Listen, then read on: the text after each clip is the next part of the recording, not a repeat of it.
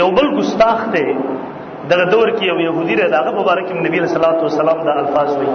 ابو رافع نبی علیہ السلام فرمایي د در لپاره به څوک کافي شي، یو جماعت یو ټولګیر صحابه پاس الله رسول الله ولاړ شو، دی ولاړ. خو دا چې دا يهودي کمزې کې اوسېږي د یاد ساتي، يهودو همیشه دیو د مسلمانانو د دل ازارۍ کوشش کوي. دا د دنیا ذلیل ترین قوم دی.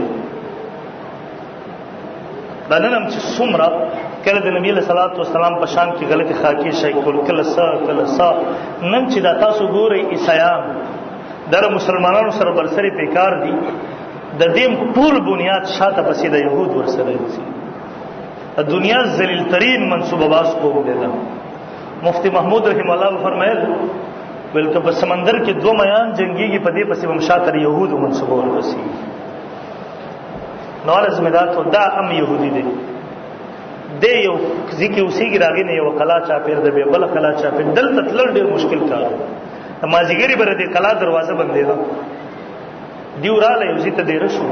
عبد الله ابن عتیق رضی الله تعالی عنہ دیو مشر دی، کمانډر دی. دیو ته وی تاسو انتظار وکړئ، زه درته خبر راوړم.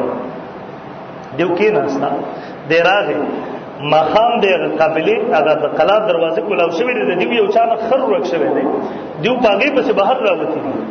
عبد الله ابن عتیق رسول فرمای ما یو صادر په ځان راواچو کې ناستم یو پټی کی دسه حالت میں جوړ کو لکه انسان چې تقاضې ته کینی. علما باندې چوکیدار आवाज و کچھ خر پیدا شو او زرنه نوځه کې دروازه بنديږي. دوی ما صادر په ځان راواچو په دروازه نه وتم.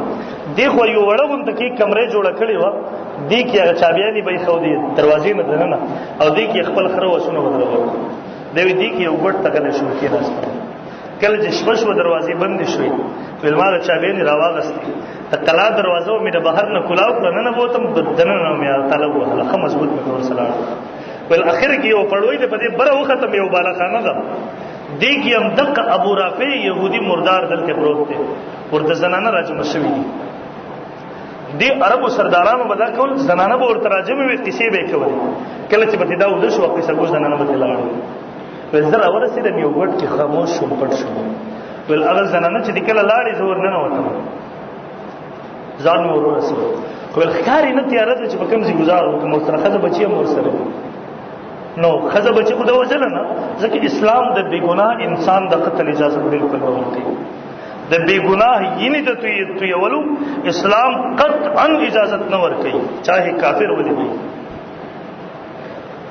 نو دی وایي چې आवाज مې وکړ، ابو رافع بل دې چې جواب را کو زتاو شم گزار مې ور باندې بل بیا را رسته شو.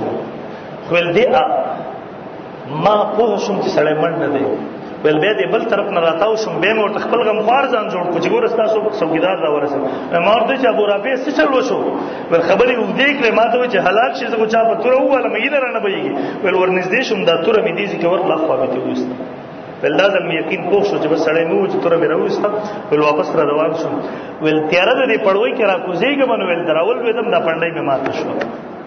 ول تلم نه دا تور مې لګول دی ویخ په بځې باندې په میزان په سیکل کې کړل. ول د کلا یو سر تر ورسره ملته کې ناستم. ول ما وی چې تر سو پوری د مرګ आवाज مې نه اورېدل، اعلان تر هغه وخت پورې نبی رسول الله ته نزل. ول سبا سحر شو، ول اعلان نو شو چې بیګا د څه واقع شوی د ابو رافع چا وزل دی. ول چې دا خبر مې واورېدو ول د هغه ځینه د خپل پګړۍ مې وېستو د خپل مې په وتل ده. اول روان شوم ملګرو ته مې راځي کار وشو. بل نبی علیہ السلام تراله ما نبی علیہ الصلوۃ والسلام ته ټول واقعیت رکړه. نبی علیہ السلام را ته دعا وکړه او په خپیره تلاس مبارک راخو د خپل مې روغ شو. بالکل ما ته احساس هم نه کېږي چې ما ته شوی دی یا سقوط.